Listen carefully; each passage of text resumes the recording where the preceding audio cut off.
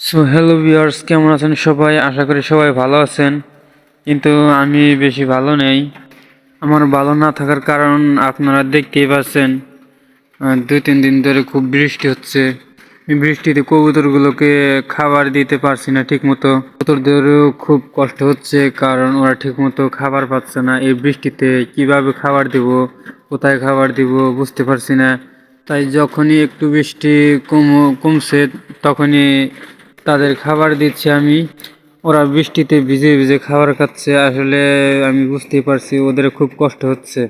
ওদের এই অবস্থা দেখে আমার খুব খারাপ লাগছে, কিন্তু কি করব কিছু বুঝতে পারছি না। তো আপনারা কেউ যদি কোনো ভালো পরামর্শ দিতে পারেন।